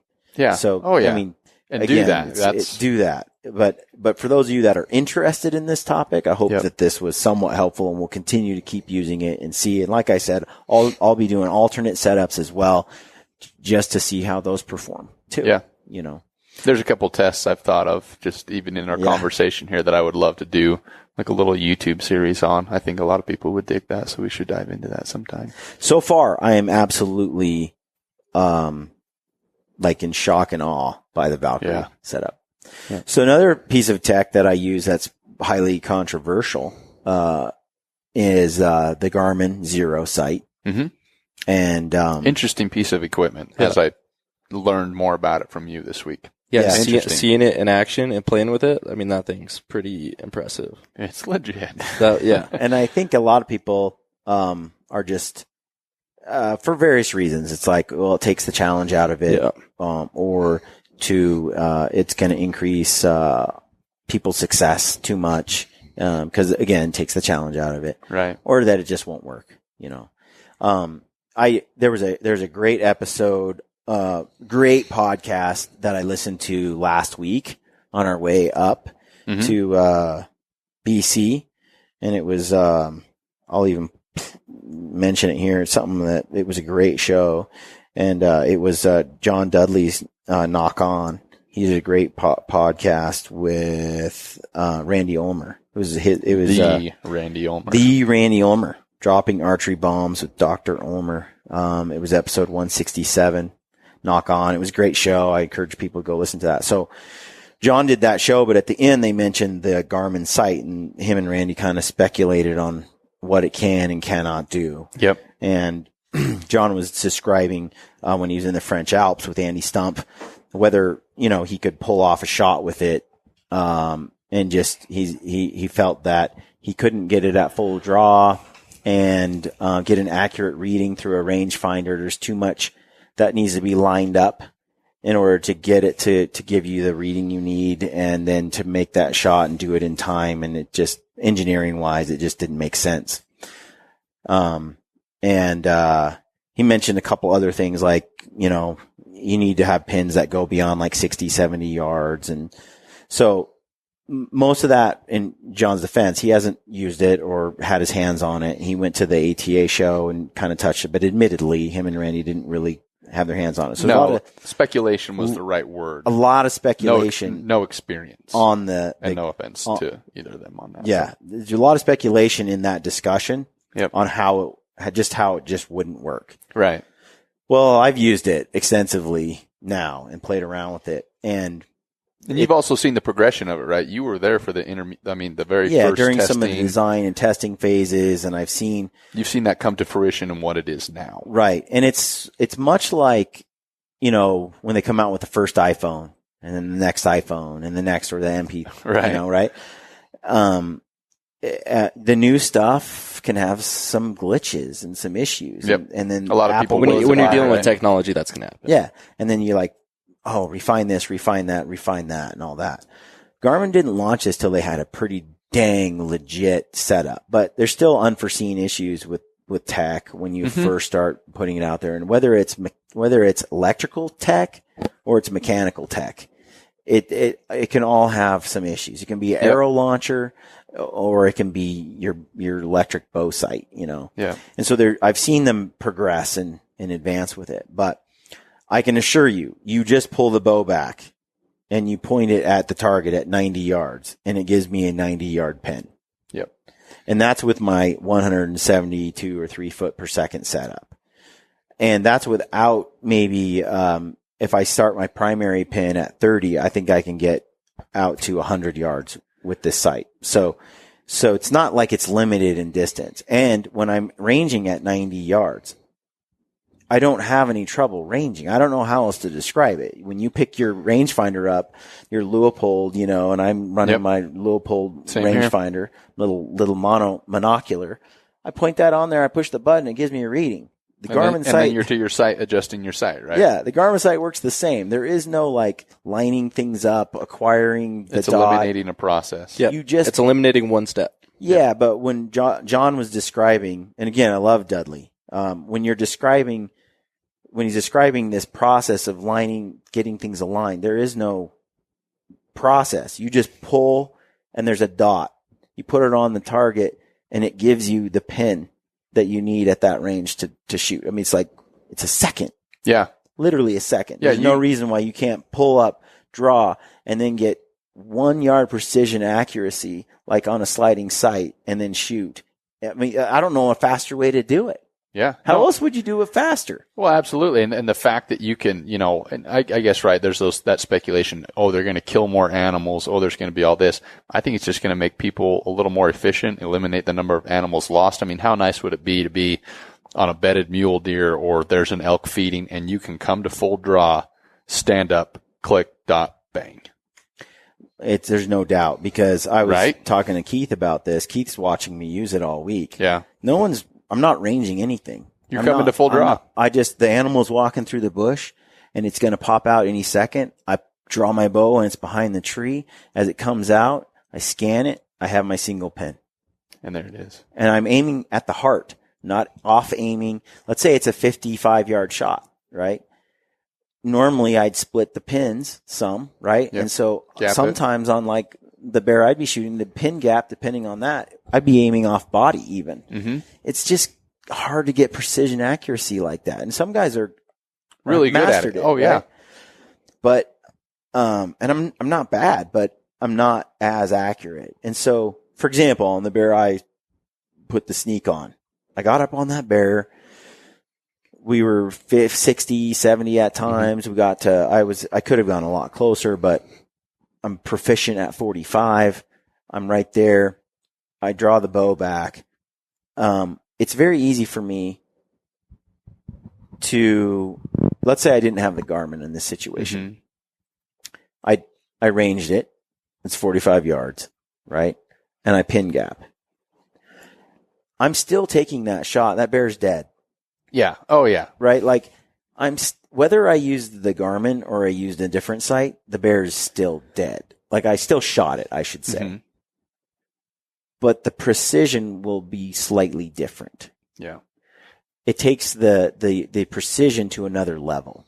So I don't believe that it's going to increase people's necessarily, because you still have to get in position. Yeah, you still got to get close enough. Get to full draw. You still have to do all these things that are around the hunt. Yeah. And then make the shot, right? Yep. All those things are still, whether I use a Garmin or I use something else, they're all still part of the process. But in that actual moment of the shot, I'm center punching the heart. I mean, I'm putting the dot exactly where it needs to be on the animal versus floating around in the general region. Right. And so, again, I'm confident I would kill that bear pin gapping with my other sight. No doubt. But it might go, let's say, 100 yards instead of 20 feet. Yeah. Because when you're aiming a little high long, a little low long, whatever, it's just not as precise. So I agree with you. I think it's gonna decrease the number of animals not found that have been killed or wounded, or decrease the number of animals wounded. I think in the end, you're going to have a net gain in terms of, animal population and hunter opportunity, not a net loss in opportunity because of increased success. No, exactly. And it's anybody that's bow hunted or hunted period for, a handful of years or whatever, we've all experienced losing animals. Yeah. That's with the gun. That's with the bow. That's with anything. And in my opinion, man, if you're pulling the trigger on that animal, it deserves, and I don't mean this in a bad way from deserve, but it deserves to come home with you. It deserves to be used. It deserves to be utilized. So if you're eliminating the number of animals that are lost, it's like, yeah, you might have made a good shot. Yeah. But that animal runs off and is lost and it doesn't get used. Yeah. That's where it's like, I've always said, as far as technology goes, my stance is, anything that decreases animal suffering, we should give it a chance. We should endorse. Yeah. We should support. When you, but at the same time, we still want hunting to be hunting. We don't want it to be too easy, whatnot, and we don't want it to increase success rates. So at the point where that new tech reduces animal suffering, but increases success rates so far that now hunters aren't getting as many opportunities to hunt because we have to reduce tags because, it's too easy to harvest an animal, then maybe we adjust seasons and adjust. That's where you kind of draw the line. Really on the technology. But if side, you have tech, like, for example, a lighted knock is a no-brainer. Or a Bluetooth knock. Yeah. It's a no-brainer. If you're going to fire one of those, it's not helping you kill the animal. It's just helping you recover it. Yeah. Right? You're not increasing harvest rates. You're just, you know what I mean? Right. It's and if they're trying to stop bad people from being bad people are going to do stuff. Yeah, they'll no find a way. Yeah. They'll find a way. If people are like, they're going to shoot that animal in the butt just so they can find it later. That logic never made sense to me. That's the same thing with the Second Amendment. People are like, the idea, like, we shouldn't prove like, let's say a lighted knock because now people are, or a Bluetooth knock because people are going to use it they're going to abuse it. Yeah. It's like, should we just take guns away from everyone because some people are going to abuse them? Yep. No, you don't strip the tools from good people who are going to use things responsibly. It's like getting a vehicle. It's like getting rid of cars for people that do. Because a few people drive bad, we're going to take cars away from everybody. It just doesn't make sense to me. Yeah. So that was another piece of tech that I have had some issues with the Garmin that are, like I said, they're kind of working out some kinks, and I expect everyone that's an early adopter and is trying to use the thing is going to run into various things and you just got to know, you got to be patient with that. And Garmin's continually updating, doing firmware updates, and I'm checking each week to make sure my site is as current as possible. Yeah. But so far, it's been incredibly reliable. what I have found is, and I use it in the rain, the pouring rain and stuff, and everything was fine. I could see through the lens just fine. The water beads up on it. I think they have some kind of coating. It's unreal. But I did have trouble ranging black objects, and I've made this comment a few times. Some bears, it would range, and it was like money, instantaneous. Other black bears, it was like, it just wouldn't give me a reading. But that's an easy solution. It's range the tree right next to it, or range the bush right next to it. And that's all I did. Yeah. And even if it's off a yard, it's still closer than your pin gapping, style that you would typically use if you used a handheld rangefinder and you just, and it's the same thing I run into when I'm using, a regular regular rangefinder. Yeah. There's some objects that just won't get a reading on, so I'm ranging the certain conditions, tree behind it like or next to it. But yeah, I came to full draw on that bear, and I'm like, it wouldn't give me a reading on the bear, so I just shifted to the right and got the reading on the grass right next to him, and then I had my I had my setting. So I mean, it was it's just but that's something I talked to Garmin about this morning, and they're going to figure out how to fix this and it's on all forums too. Like, it's not just the Garmin. Lots of rangefinders have trouble with black objects. Oh, absolutely. It's the same technology. That's the thing. And that was one thing I guess I learned from you, Brian, in talking about that product. It's just combining the same technology we have in a handheld rangefinder into a normal sight and eliminating one process. It's the exact same thing. The same struggles a handheld has, that sight's going to have. An advantage I kind of saw, and this is, I mean, even me tipping my hat to this, being kind of a big traditional archer myself, I think a lot of people, and it's the same kind of analogy we talked about with Brent's system, is the overall investment. The sight's about $1,000? Yeah. So what's really cool is you can get I think there's one for 800. Mm-hmm. And then the one that has like extra functions is 1,000. Okay. And so the one that has extra I have, this is something that's awesome, is I have arrow profiles built into the sight.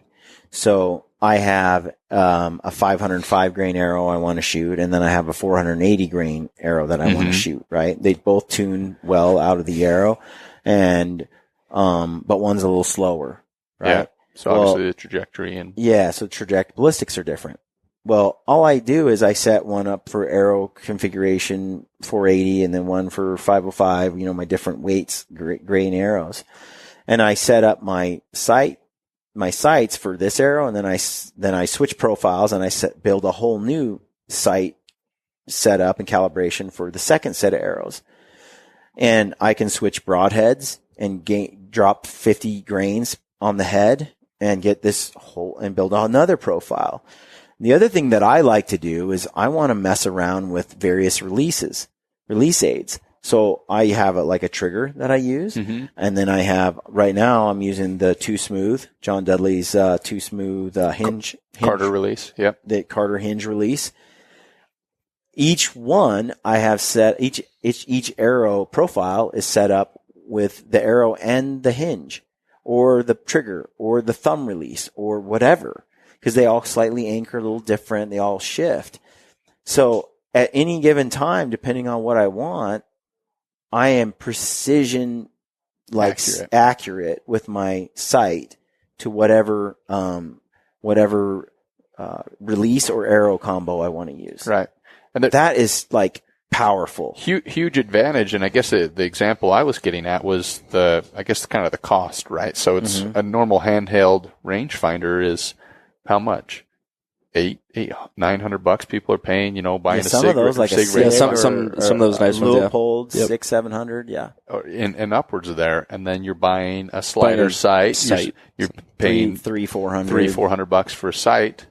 Well, you do the math there, right? It's about the same, and it's really about the same. So even though again it's an initial, and you can range, like I ranged a lot with the Garmin. Without being at full draw. Like you can, and I'm pretty good at it. Like, but it's hard for me to leave my rangefinder behind. No, I would. It's like I still want to have both. A safety net. But basically. I will say this, that I plan to run a rangefinding bino down the road. And with that, it's like my bino and rangefinder are in one, and my bow sight has the other.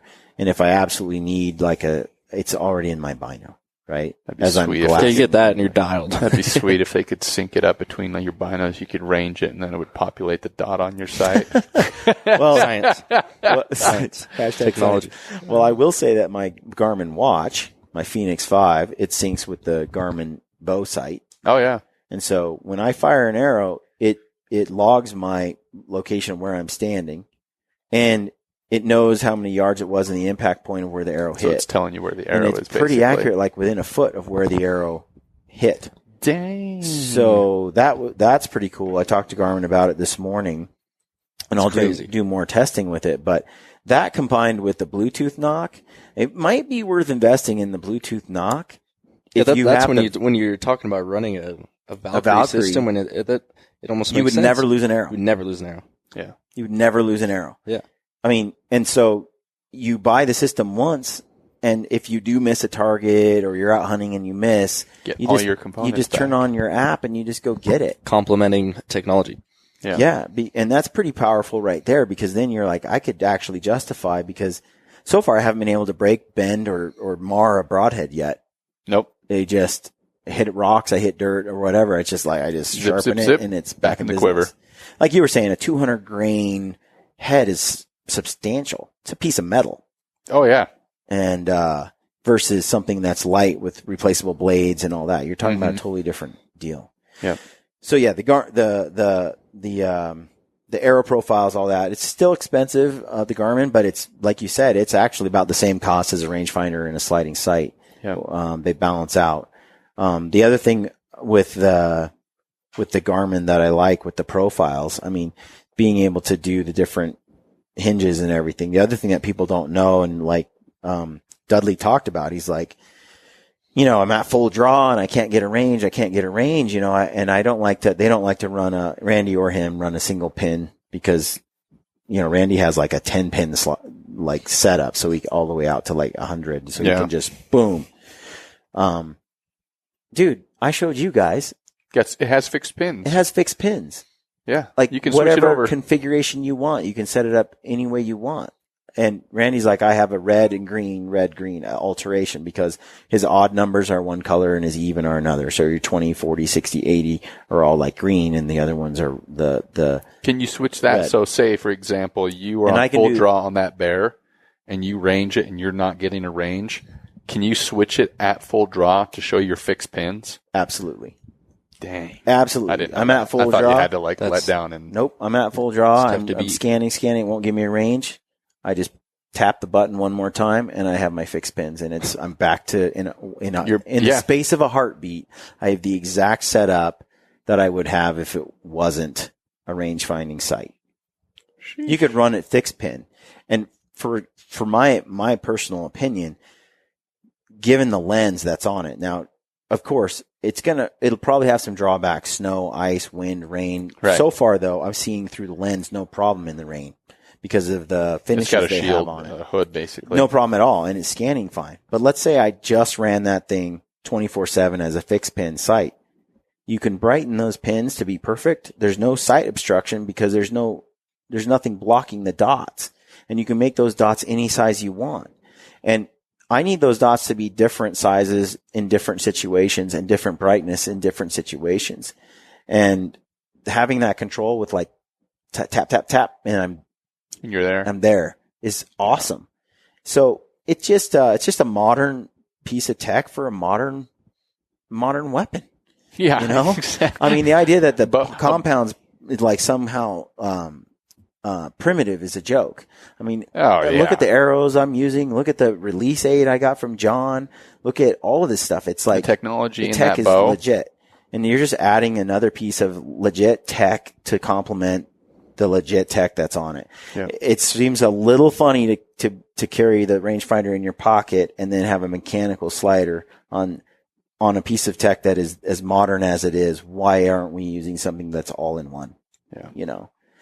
So far, super, super impressed, and hopefully Garmin gets the black thing fixed.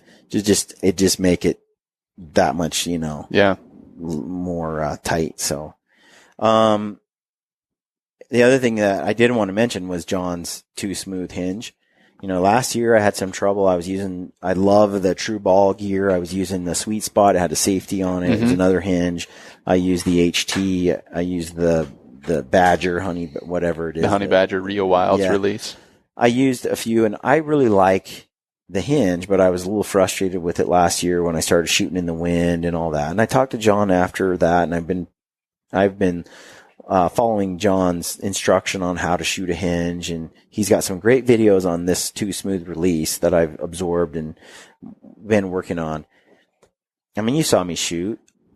I get that hinge, John's hinge back, and I'm at full draw, and I just pull through, and it's like I'm just shot great, man. I am shot really feeling good. so legit with that setup, and I'm not even in the wind. I'm shooting. I used to have a lot of trouble in the wind, but it's like, man, I just get back. I relax that hand. Poof, the arrow's gone. Yep. But I'm not punching a trigger, On that bear, I told Keith, I was like, I drilled that bear, but I was like, the shot didn't go when I expected it to go. Yeah. And that's what I wanted.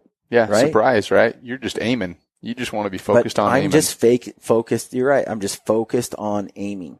And when the shot went off, I was like, I thought I was going to be at full draw another 3-4 seconds as I was pulling through. But you're amped. You're excited.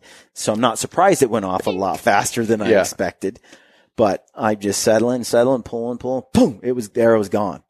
Yep. And it was a perfect arrow. Yep. So, I'm finding that, I'm just trusting in that process and executing that shot. And for guys out there that are struggling with trigger panic, and we see it all the time, target panic.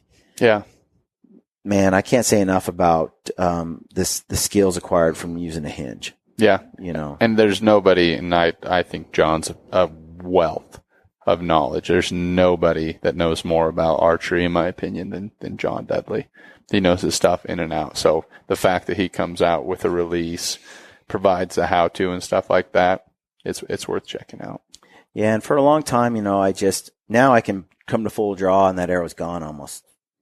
Yeah, I remember you were working on being able to say, man, if I really need to get rid of an arrow fast, yep, you know how to do it. I'm just in a rhythm. You're not limited. Come back and just boom, boom, yep. boom. It just goes. And so I think that it's intimidating. Everybody at camp messed around with.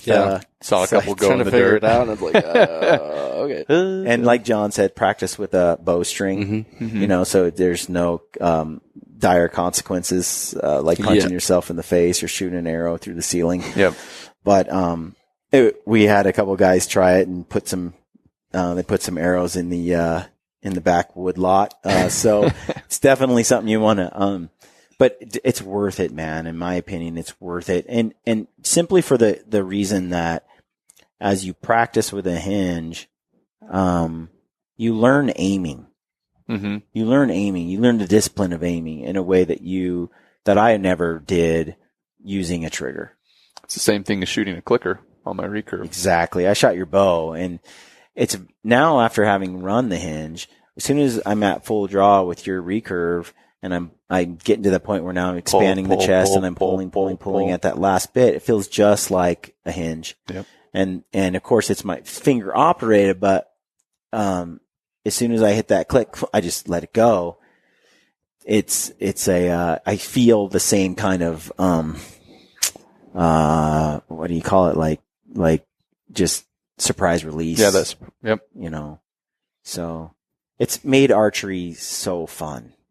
Yeah. I could hunt with a trigger, and I've been very, very efficient with it, and I could train with the trigger and all that, but it's not as fun. It's not as fun to shoot arrows with the trigger for me. Yeah. I don't know what that is exactly, but I love shooting with back tension and the pulling and all that. And so I'm excited to run the thumb a little more and just mess around with all the different ones out there and get good at all of them. Yep.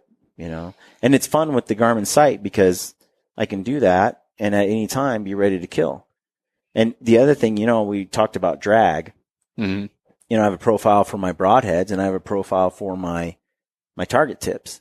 So, once I'm sure my broadheads are on, I can switch my profile to my target tips, and I can just practice my skills with the target tips, and they're going to transfer exactly the same to my broadheads. And I'm not like, we destroyed Lander's broadhead target, destroyed it. We ruined it in like 4 days. So you don't want to shoot broadheads 24/7, and guys run into that because they have they have to re-sight in their whole setup when they're running target tips versus broadhead tips. Yeah, it happens all the time. It's rare that, well, not rare, but there are those times where a guy's broadhead doesn't fly the same as his his field tip. So having the profile set up, dude, it's money. Yeah. So anything else? I think we nailed it. Yeah, I think we covered it all. Fun hunt, some awesome gear, some awesome experiences, good people there, and thanks to Jeff for having us out there. Absolutely. Yeah, check out Primitive Outfitting. You guys want to go to BC. That hunt is reasonably expensive. We were talking about this on the way home. There are hunts that I would never pay for like when I wasn't with Gritty Bowman. And then there are hunts that I would have paid for. Yeah. And Lander's hunt is about the same cost as my trips to POW. Right. With similar outcomes and fun experiences. And those costs, they range $3,000 to $4,000 or so, all said and done. And you can do POW for like under $2,000 if you really rough it and you just get your tags, license, airfare, and you use your own, like we backpacked one year. I just flew in with what I carried in my backpack. And then I came home with the meat in a cooler on the airplane. You can do it as cheap as that. Yep. We lived out of a tent in the pouring rain for 7 days. And it was awesome. So you can do those that way. But relatively speaking, this hunt with Lander and BC is right up there in a hunt that I'd pay for every few years. As a dude that's just not in the hunting, that doesn't make a living doing what I do. Yeah. No, awesome experience. Lots of, opportunity depending on the time of year just that you're there. Incredible country too, man. It's worth the trip just to get up there and see your surroundings. Yeah. Critters are just a bonus. You as a U.S. resident, unfortunately, you have to have a guide. You can't DIY it. Yeah. You have to have somebody with you. So if you want to experience that country, as a U.S. citizen, there's no other way to do it. Because we talked about how great it would be if you could just go up there on your own. And, and this is public land. We're running into all kinds of hunters when we were there. Yeah. It's public land if you're a Canadian. A resident. Yeah. Yeah. But it's not if you're U.S. So we're going to actually explore some options in Alaska, since we are because that's a U.S. state, and we can see what we can find up there, because you can hunt black bear without a guide in Alaska. Looking at some opportunities there. And so that could provide some great opportunities for us U.S. people. But in the meantime, I'll still be hitting up Lander every now and then, because me too. He puts on a good. He's got a great place.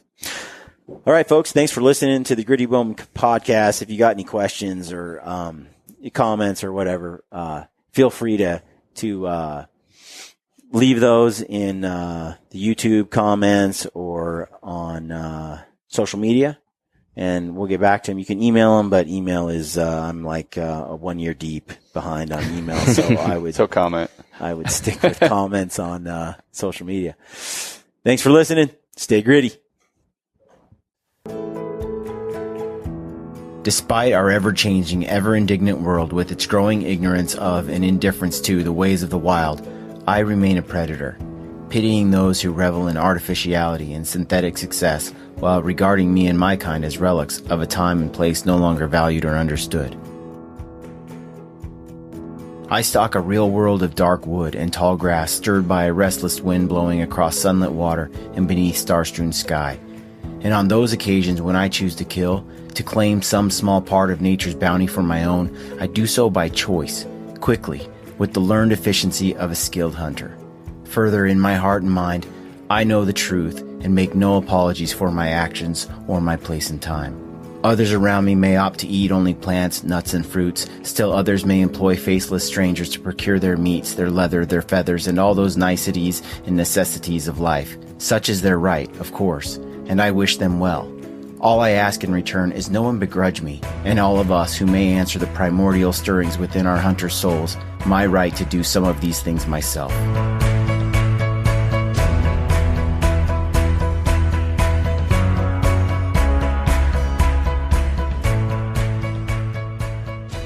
What you just heard is a quote from M.R. James. We truly live in a world that is largely ignorant and indifferent to the ways of the wild.